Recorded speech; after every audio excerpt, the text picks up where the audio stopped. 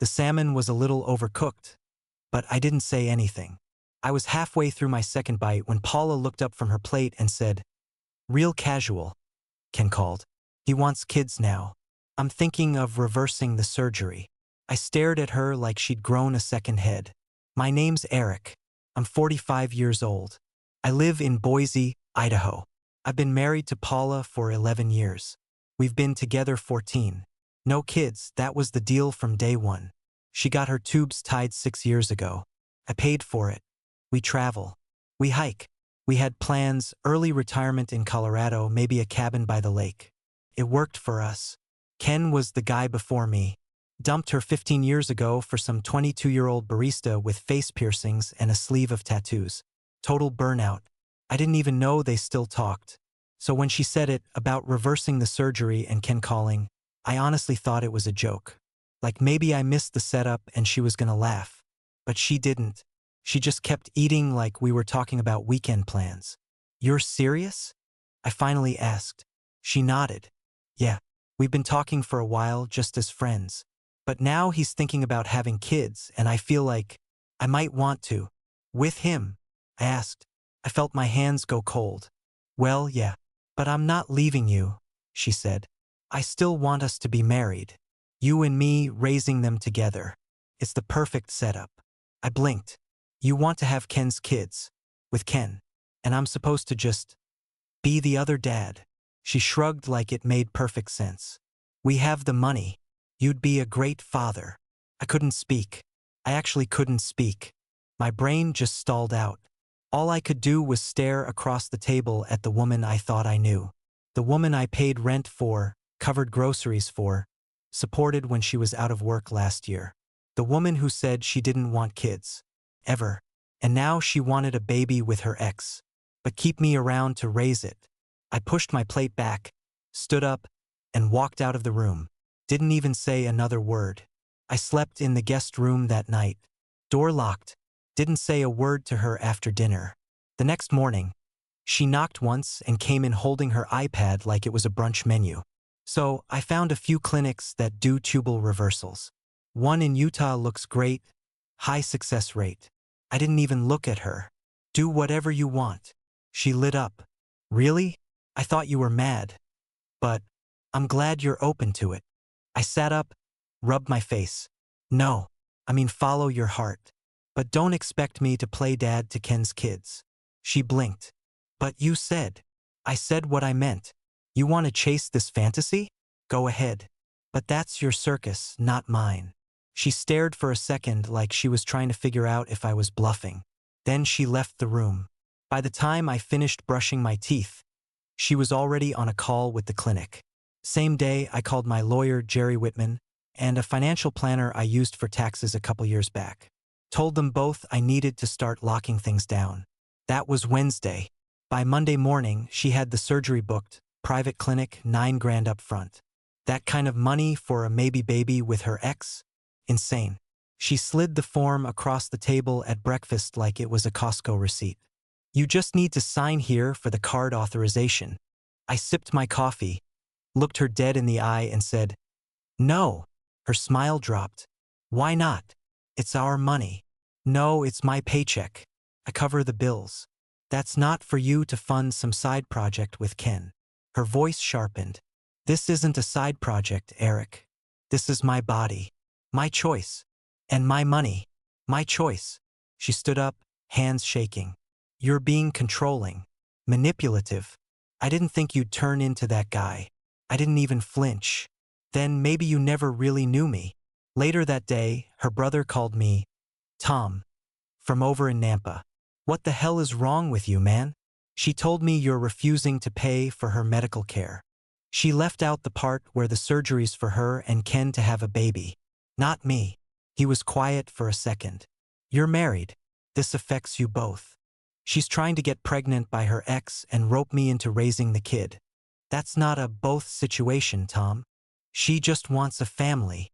With someone who left her 15 years ago." He got pissy after that. Said I was heartless. Hung up. That night, Paula was on the couch scrolling through baby name forums like it was already happening. She acted like I was a minor inconvenience.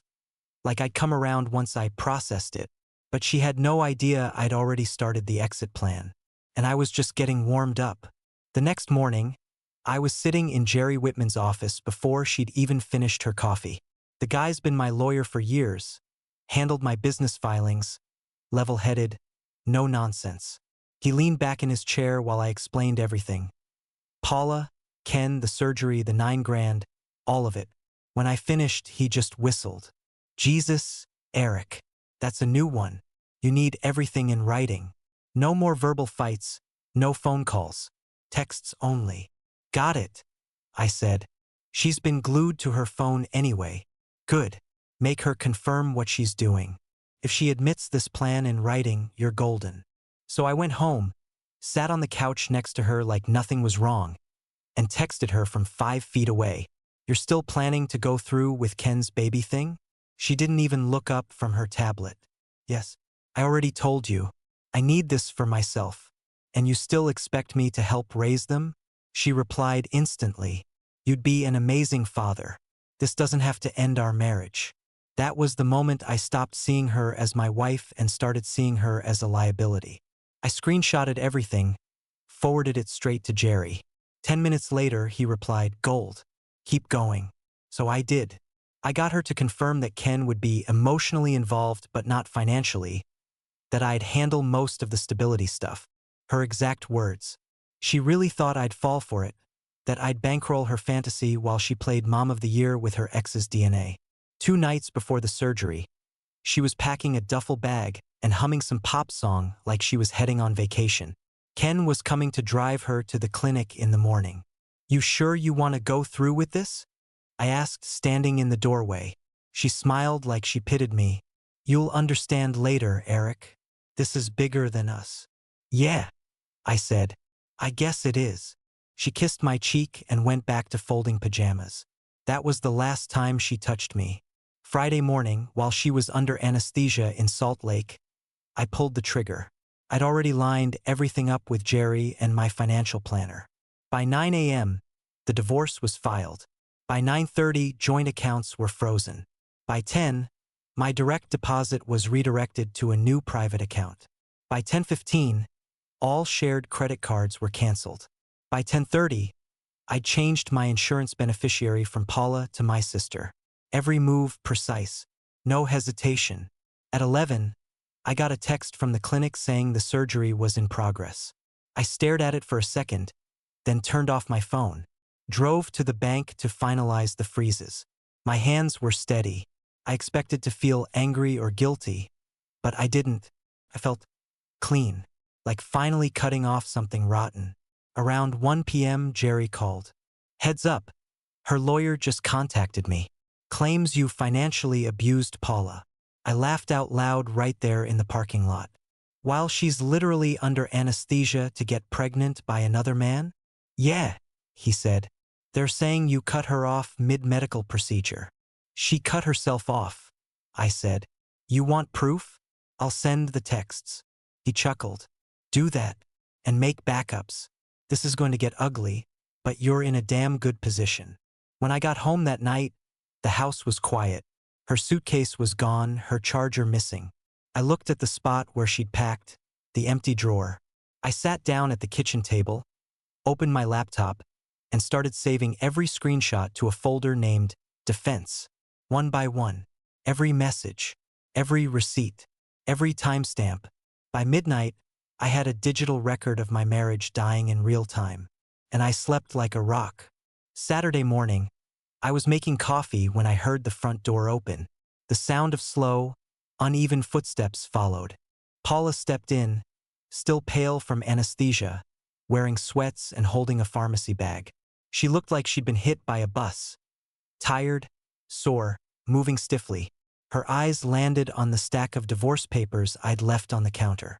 The second she recognized what it was, her face changed. "What the hell is this?" she snapped, voice raspy. I didn't even look up. "Exactly what it looks like. You filed for divorce?" "Yep." I sipped my coffee. She slammed the bag on the counter. "You blindsided me. After everything we've built. You blindsided me first." I cut in. You wanted a baby with your ex and thought I'd just fund it. You made your choice. Her mouth fell open. You're heartless. No, I said, setting my mug down. I just followed my heart too, straight to a lawyer's office. She stood there shaking, tears welling up but no sound coming out. Then she grabbed her phone and started tapping furiously. A minute later, she went to use the shared card on her app. The look on her face when it came back declined was almost cinematic. She tried the checking account next, same thing. You froze it? She hissed. Sure did. You can't just cut me off like that. I just had surgery. You're welcome to call Ken. Maybe he'll Venmo you. She stared at me like she couldn't process what I'd said. Her breathing got loud, shaky. She stormed off to the bedroom, slammed the door. I left her to stew. By Sunday morning, the circus arrived. Her brother Tom, her mom, and Ken, all marching up the driveway like a little intervention squad. I was drinking coffee on the porch when they pulled up. Tom didn't waste a second. You're unbelievable, Eric. She just got home from surgery and you're treating her like dirt. She's the one who decided to start a family with another man, I said. Not my problem anymore. Paula's mom chimed in, shaking her head. You took vows, Eric. You're supposed to stand by her. I did, I said, until she brought Ken back into the picture. Ken stepped forward like he had something important to say.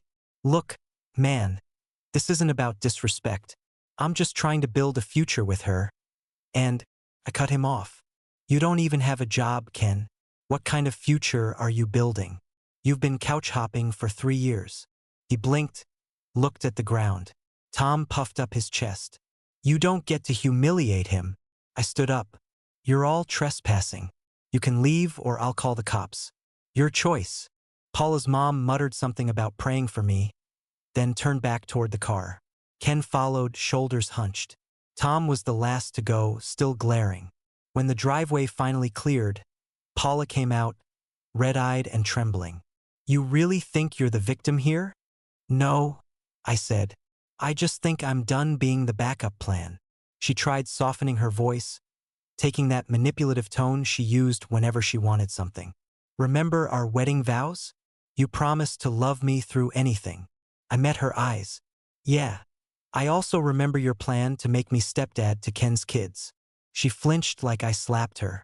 I didn't say another word, just walked out to the garage and shut the door behind me. Monday morning, I opened Facebook and damn near spit out my coffee. Paula had posted a long rant, real dramatic, with a selfie from the passenger seat of Ken's rusty old Subaru. Caption said, "Some men can't handle women making their own choices." The post went on to say she'd been financially abused, reproductively coerced, and emotionally abandoned by the man who was supposed to love her unconditionally. Her friends swarmed the comments like flies. You're so strong. Men are trash. You deserve to be happy, Queen. All the typical backpat nonsense. I scrolled past the pity party until I saw a comment from my cousin Greg, who's never had a filter. He dropped a grenade right in the middle. Wait, is this about the ex she's trying to have kids with while still married? 10 minutes later, the entire post was gone. Deleted like it never existed. But not before I took screenshots. I didn't respond. Didn't message anyone. Didn't post a thing. I stayed quiet just like Jerry told me. Everything she did online was fuel for my side of the case. That afternoon, Jerry filed for a clean asset split. No alimony. No support. She could keep her car, her clothes, whatever was in her personal account. But the house? That was mine. Her lawyer didn't take it well. He shot back a demand list that looked like a wish list to Santa Claus. He wanted alimony, full use of the house, and get this, financial support for future children. Kids that didn't even exist yet. Kids that, if they did exist, would belong to Ken. Jerry called me laughing so hard he couldn't catch his breath. Eric, I swear to God, this clown just asked for money to help raise another man's imaginary children. I wish I were making this up. Tell him I'll send a pack of diapers and a job application, I said. Better yet, Jerry replied. Let's let the judge read those texts and decide. So I sent over everything, Paula's messages confirming the plan, her calling me the future stability guy, her saying Ken wouldn't be paying for anything. All documented, time-stamped, and backed up. Meanwhile, Paula kept trying to play both sides. She'd post a sad quote about trust being broken on Instagram, then 2 hours later be tagging Ken in pictures of smoothies and baby name books, like no one would notice the contradiction. But people did notice. Quietly, some of her friends started unliking posts. A few unfollowed. My sister said even mutuals from her book club stopped responding in group chats. I didn't gloat, didn't celebrate. I just kept doing what I'd been doing, documenting everything, letting her dig the hole deeper. Because this wasn't just a bad marriage anymore. It was a legal war, and I had every receipt ready to go. The mediation was set for Thursday morning. I walked in with Jerry, calm, ready, folder in hand. Paula walked in behind us with Ken. No lawyer, just Ken, wearing a hoodie with holes in the sleeves and sunglasses indoors, like he was about to drop a mixtape. Jerry leaned in and whispered, "Is he actually coming in with her?" "Looks like it," I muttered. We sat at the table. Mediator was an older woman named Sharon, stern, clipboard, not here for the drama. Paula smiled like we were at brunch. "Hi, Eric." I didn't respond. Sharon opened the meeting. "Okay, let's begin with asset division and living arrangements. Mrs. Simmons, what are your requests?" Paula nodded, like she had it all rehearsed. "I'd like to retain the house, receive alimony, and establish support for future children." Sharon raised an eyebrow. "There are no children currently, correct?" "Not yet," Paula said, glancing at Ken. Sharon scribbled something. "And Mr. Simmons, your response?" Jerry answered. "Mr. Simmons is requesting a clean split, no alimony, no financial obligations toward future children that are not his. He is the sole income provider. He purchased the home prior to marriage and has the paperwork to prove it." Sharon looked at Paula. "Are you currently employed?" "No," she said, "but I plan to be once things settle down. Ken's my partner now. We'll raise the children together." Jerry leaned in. "Partner?" "Yes," Paula said proudly. "We're rebuilding our connection." Jerry nodded slowly. "What does Mr. Ken contribute to this rebuilding?" "Financially, I mean," she hesitated. "Support." "Emotional support?" "Yes." Jerry turned to Ken. "Do you have employment?" Ken took off his sunglasses. "Not at the moment. I'm focusing on creative projects." "Meaning?" "I write music, short stories, and I've been mentoring teens at a community center. On and off." Sharon paused, pen hovering. "So you're not contributing financially in any measurable way?" Ken crossed his arms. "I will eventually.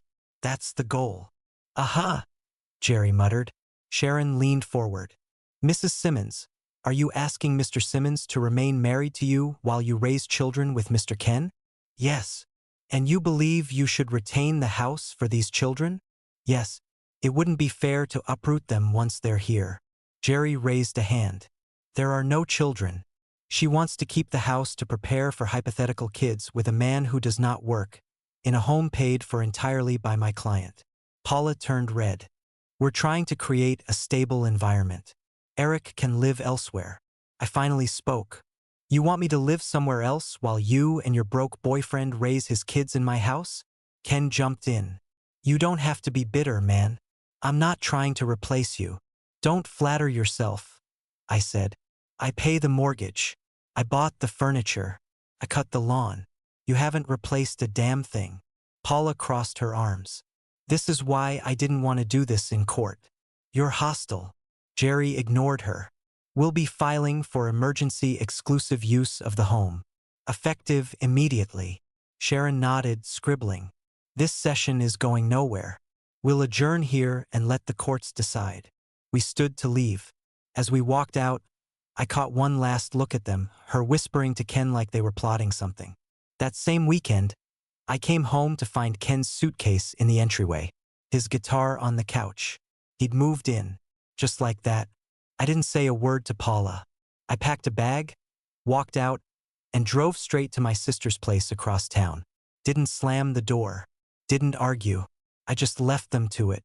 3 days after I moved in with my sister, I drove back to the house to grab some clothes and work gear. Tried my key. Didn't fit. She'd changed the locks. I rang the doorbell. Nothing. Knocked. Waited. Finally, Ken opened the door halfway and leaned against the frame like he owned the place. "What do you want?" he asked. I stared at him. "This is my house. I came to get my stuff. Paula said not to let you in. You're making her uncomfortable." "Ken, I will walk through you." He stepped back like I'd pulled a weapon. "I'll call the cops." I pulled out my phone. "Great, let's do it together." We both called. Cops showed up 10 minutes later, 2 cruisers. Full show. I explained everything. "My name's on the deed. I've lived there for over a decade. I'm not trying to break in, just get my things." Cop looked at me, then at Ken. "It's a civil matter. We can't force access. You'll need a court order." I nodded, tight-jawed. "Got it." Called Jerry before I even left the driveway. He said, "Hang tight.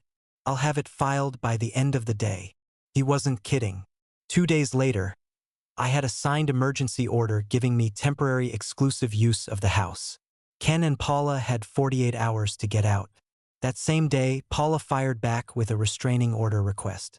Claimed I was threatening, emotionally abusive, and made her fear for her safety. Court hearing was 3 days later. I showed up in a suit and tie. Paula walked in wearing a maternity dress. Pink, tight around the belly, as if she was already 6 months in. She wasn't pregnant. Jerry leaned over and whispered, "You see this? She's going for the sympathy card." The judge, older guy, sharp eyes, read the petition out loud. She'd accused me of yelling, slamming doors, making her afraid to sleep. Claimed I was unstable, unpredictable. Then Jerry handed over the texts. Printed, tabbed, highlighted. The judge read them right there in the courtroom. Paula asking me to help raise Ken's kids, telling me we could still be a family, and calling Ken a co-parent, not a replacement. "Mrs. Simmons," the judge said, holding up one of the printouts. "Can you explain why you'd ask a man you fear to help raise another man's children?" She shifted in her seat. "I was trying to keep the peace. By inviting him to co-parent with the man you left him for?" Ken squirmed in the row behind her. Paula's lawyer tried to jump in, but the judge shut him down. The ruling came fast. Petition for restraining order is denied. Mr. Simmons is granted exclusive use of the property pending final asset division. Mrs. Simmons and Mr. Turner have 48 hours to vacate. Paula's jaw dropped. "What? He gets the house? But this isn't fair." She stood up like she was going to charge the bench. Her lawyer pulled her back down. "I gave up everything for this family," she shouted. "You gave up this marriage for Ken," I said, standing. "Don't spin it now." She broke down sobbing in front of everyone. Ken just sat there staring at the floor, like maybe he was finally realizing the free ride was ending. Jerry put a hand on my shoulder as we walked out. "That went better than I expected." I nodded. 48 hours? 48 hours. I smiled for the first time in weeks. Saturday morning, 9 a.m. sharp, I stood on the porch with 2 off-duty cops in full uniform and a clipboard in my hand. Best $500 I ever spent. The U-Haul rolled up 15 minutes later. Ken jumped out first, wearing a tank top like we were about to wrestle over a grill. Paula stepped out behind him, already crying. Then came her mom. Then Ken's mom. I didn't even know the woman existed until that moment. But there she was. Sandals, folding chair, and a frown like I had ruined her weekend. The moment they hit the driveway, Paula started barking orders. "Ken, you take the living room stuff. Mom, help me with the kitchen boxes." She didn't even look at me, just acted like I was the stranger in her house. They rolled in with cardboard and attitude. First thing Paula touched was the leather couch I'd bought before we even met. She pointed at it. "This is ours." I held up a printed receipt. "Bought it in 2009, 3 years before we got married." She scoffed. "That's petty." The officer next to me stepped forward. "Ma'am, if he has the receipt and the court granted him exclusive possession, it stays." She glared but moved on. Then Ken had the balls to unmount my 65-inch TV. "This is coming with us," he said, like he paid for half. "That's not yours," I said. "It was in our bedroom." "Still not yours." Cop stepped in again. "Sir, put the TV down." Ken didn't argue, just mumbled something under his breath and set it on the couch. Around 11, Paula started getting weepy. She sat down in the hallway, surrounded by boxes, clutching a throw pillow like it was a baby. "I just wanted a family," she sniffled. "Why does everyone make that so hard?" I kept my voice steady. "There is no family. There are no babies. This was your choice." She looked up at me, eyes red. "You could have been part of it. You wanted me to bankroll it while you played house with your ex. I'm not your donor. I'm not your backup. And I'm not your emotional support checkbook." She broke again, face in her hands. Her mom rubbed her back, whispering something. I didn't care to listen. That's when she went for the heirloom. She walked straight into the dining room and started wrapping my grandmother's walnut table with a blanket. "Nope," I said, stepping between her and the table. "That stays." "Eric, it's just a table." "No, it's her table. She gave it to me when she passed. You touch it again, we've got a bigger problem." Paula froze, then dropped the blanket and started crying again. This time real loud. Whole house full of noise now. Boxes shuffling, moms arguing, Ken stomping around. Ken finally puffed up, walked toward me, chest out. "You don't have to be such an asshole about this, man. Show some respect." I looked him dead in the eye. "Get a job first." He stopped. Didn't say another word after that. By 1:30, the last of their junk was out. By 2, the U-Haul pulled away with both moms in tow. Paula in the front seat sobbing. Ken riding silent in the back with a folding chair and a guitar he still didn't know how to play. I watched them go from the porch, arms crossed, weight off my chest for the first time in months. 3 days after the U-Haul pulled out, I got a call from Tom, Paula's brother. I hadn't heard from him since the shouting match in my driveway. He sounded tired. "Hey, just giving you a heads up. Ken's still not working. He's been job hunting from the couch for 2 weeks. Paula's losing it." "Not my problem," I said, already reaching to hang up. He kept going. "She's talking to herself. Keeps reading baby name lists out loud. No appointments. No plans. Just names. Yesterday it was Carson. The day before, Ava." I paused. "She knows she's not pregnant, right?" "That's the thing," he muttered. "She thinks she might be. She's been saying she's manifesting it." Jesus. Even Tom sounded spooked. "I told her she needs help. She screamed at me." 2 weeks later, he texted again. "False alarm. Got her period. Never pregnant." I didn't reply. The divorce finalized that same Friday. Jerry called me with the numbers. After everything, the court filings, the accounts, the mediator fees, she walked with just under 70 grand. Not nothing, but not half.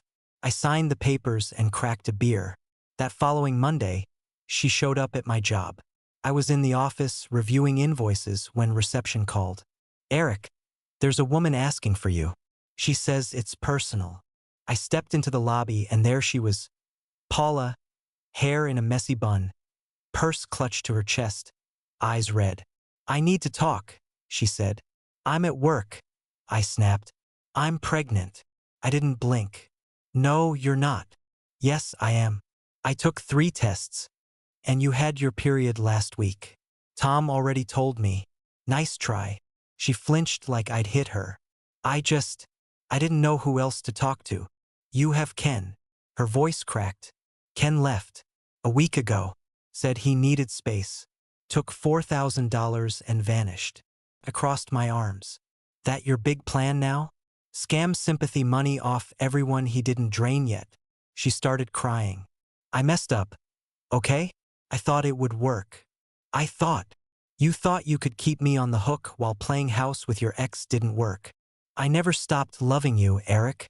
I was confused. I cut her off. "You were selfish." She stepped closer. "Please, I can fix this. I'll cut ties with Ken. I'll do anything." I shook my head. That door closed the minute you chose his sperm over our marriage. She collapsed into one of the waiting room chairs, sobbing. I turned and walked back into the office. Told reception she wasn't welcome again. Later that night, she called. I didn't answer. She texted, "Please just let me explain." I blocked her number. She made her choice, and I made mine. It's been 2 months. The house is mine again. First thing I did was repaint every damn room, wiped her colors off the walls, tossed the couch she cried on, donated the bed she shared with Ken, replaced it all with stuff I picked out. I changed the locks too, this time for good. There's no more noise, no slamming doors, no random sobbing in the kitchen over imaginary babies. Just quiet, clean floors, my own playlist playing through my own speakers. Paula lives across town now in a second-floor apartment above a liquor store. Tom told me she's working late shifts to keep up with rent and bills. Said she stopped talking about kids. Ken? Last I heard, he was in Panama finding himself. Apparently, he took up surfing and spirituality. Paula blocked him after he posted a photo with some 20-year-old girl captioned, "My real twin flame." She sent me a Christmas card. Just her, standing next to a sad little fake tree with one crooked ornament. She wrote, "Hope for new beginnings." I didn't respond. I've been seeing someone. Nothing serious. Just drinks, movies, long talks that don't lead to chaos. She has her own life, her own job, her own place. Doesn't want kids with her ex. So already an improvement. Some nights I catch myself thinking back. Not with sadness, just disbelief. Like, how the hell did I live like that for so long? Tiptoeing around mood swings, pretending her plan made sense, letting her rewrite reality while I played along. Never again. Paula made her choice. She picked the dream over the man. Picked fantasy over loyalty. Picked Ken. I made mine. Best 70 grand I ever spent to get her. And Ken, the hell out of my life.